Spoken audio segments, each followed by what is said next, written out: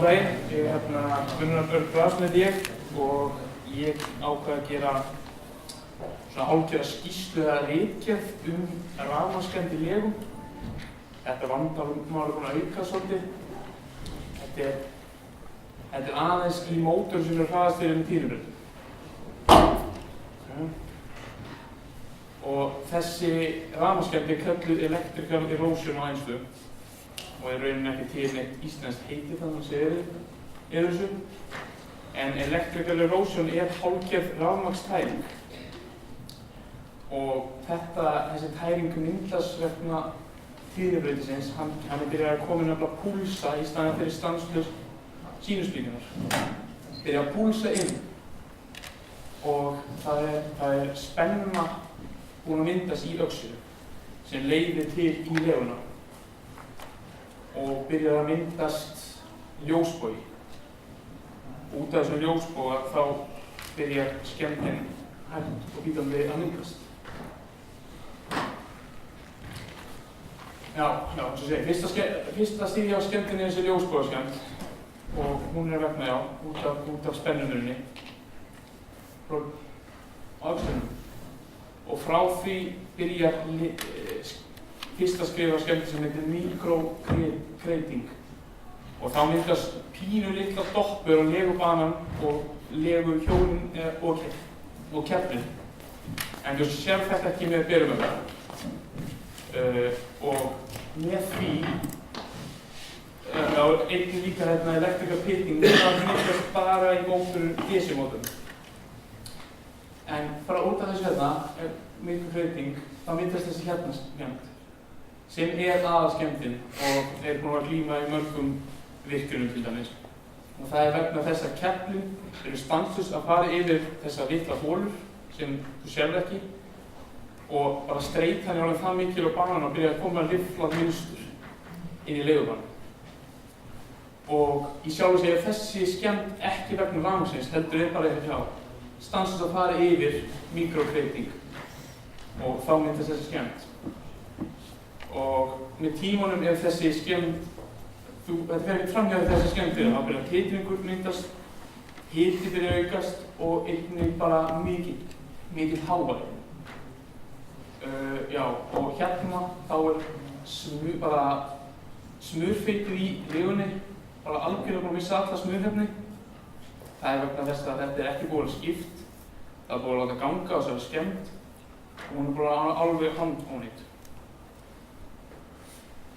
Í þessari ritgerð sem ég er að gera, þá kom ég með hvernig er hægt að bila einhverjum.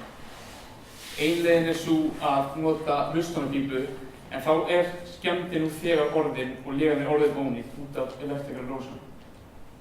Það eru tvær aðrar aðferðir og það er með sveiflu svo hægt að sjá þessa skemmd áður en að hún er algjörlega ónýtt og þetta kom í veg fyrir það. Og þá er tengdur sérstaklega nemi við öxulinn og hann mælir útleysli eða einhver útleysla í öxulinn. Svo er önnur sem SKF er að reyna að selja notendurum. Mun auðveldari, líklega hagstæðari aðferð. Og þessi, þeir eru búin að þróa sérstaklega loftnet á þessum búnaði og hann skynjar hverja einustu breytingu segulsviðinu sem myndast vegna ljósbogans í legunni og sér að það er komin útleysli í leguna. Og það eru nokkrar lausnir, það er ekki bara ein lausn og þessi sem eru oftast notaðir sem SKF er að reyna að selja. Þeir eru með einangraða legu, þá er sérstök húðun utan legunni sem kemur í veg fyrir að þessi útleiðsla fari inn í leguna sjálf og leiðir fram. Og þetta hefur virkað mjög vel, en þetta er mjög dýrt, alveg miklu dýrar en óeiningraða legur. Og rauninni ef legan sjálf er bara búin að eyðileggjast á eðlilegum orsökum, þá þarf að skipta aftur og setja aftur svona gíra einangraða legur. Og saman með keramikleguna, þá er bara kúlunar og keftir gerður keramik, en legubanni sjálfur gerður venjulegur legustafir. og það sama með hana, mjög dýr, en stundum þessi virkar ekki, þá virkar þessi. Það örtrefja bustar, eða þetta eru bustar sem eru gerðir úr carbon fiber bustum og þeir, eins og sér þá eru þeir neðst í myndinni. Og þeir taka til sín útleysuna áður hann fer í legu og legir hann á beinustu leið í jörðina. Og þetta tiltölulega nýr búnaður og búinn að virka rosalega vel. Að jarðtengja vissulega virkar, en það alltaf ykkur á þetta að myndist, út af það engin vörn við leguna sjálf.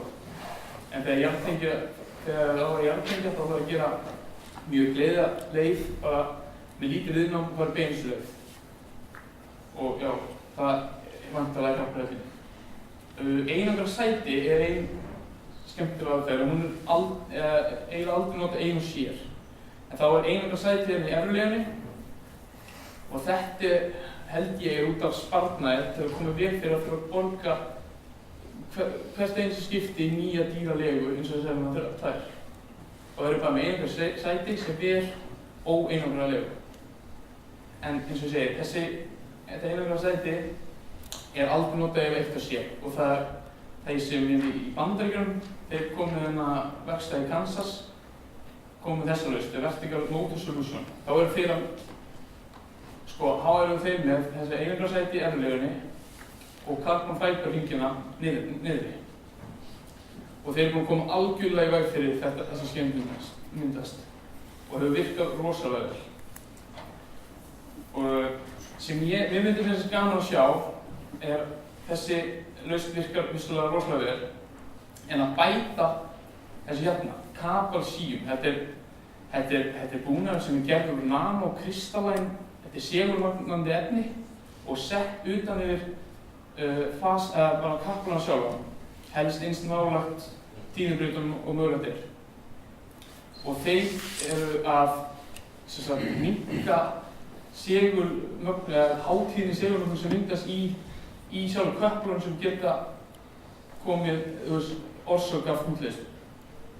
Og ég held að þótt þú ert að eyða vissulega einhver meiri pening með þessu, þá ertu að koma í veg fyrir stopp sem getur kostað kannski nokkra milljónir.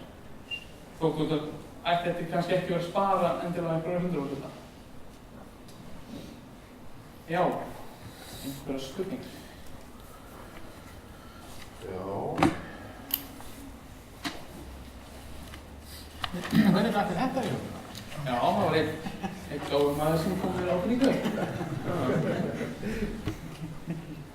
En finnurðu mikið að skrifa þetta og svona miklar upplýsingar, hvað maður segja, í heiminum? Það er ekki mikið, nei. En það er ekki einstæðar allar upplýsingar safnað saman á eitt stað. Það er búin að sjá. SKF, sem var heimasíður allt þeirra upplýsingar. Þessar kapalsíður var erfitt að finna, en ég fann það lengst inn í internetinu. En Danfoss að styðja þessa lausn og Bosch, þess að þetta ekkert skítamöss. Hefur verið prófað að setja hola á öxulinn á móti því svona? Það hefur verið gert, en það hefur bara ekki verið nægilega góð niðurstaða þetta skemmtilega. Ég ekki rétt skilið, en þú talaði við þetta var aðalega í borholum. Í borholum, þar sem svo skemmtir eru. Já, bara allir eiginlega mótor sem eru hraðastýrir af tíðunum.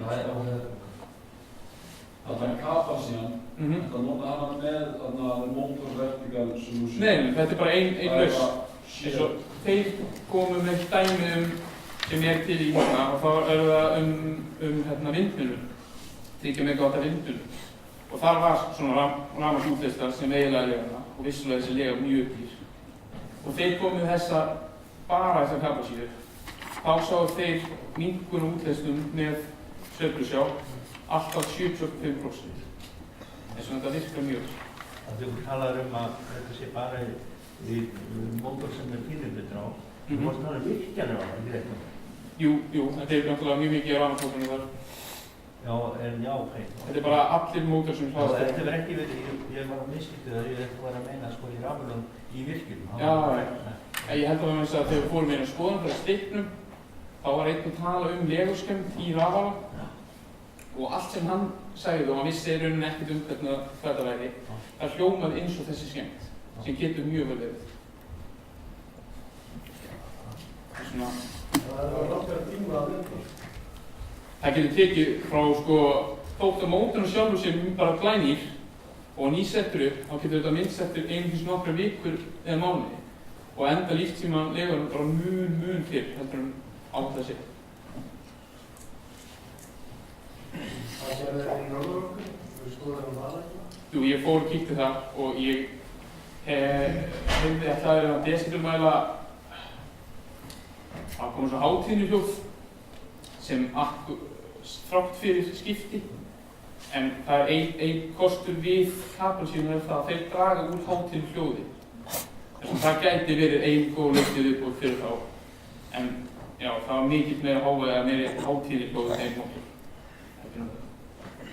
Það var búið að skipta lega góð? Á búið að skipta, en samt þess að já, hátíðnihljóð, en legan var enda í lagi en það getur verið að þessi hátíðni eftir að skemma hana fyrir á þessi.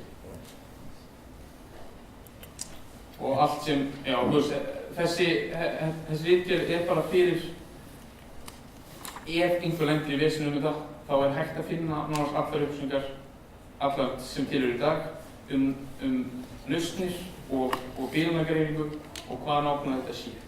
Svona ekki, það þarf ekki að fara langt að finna hana. Á íslensku.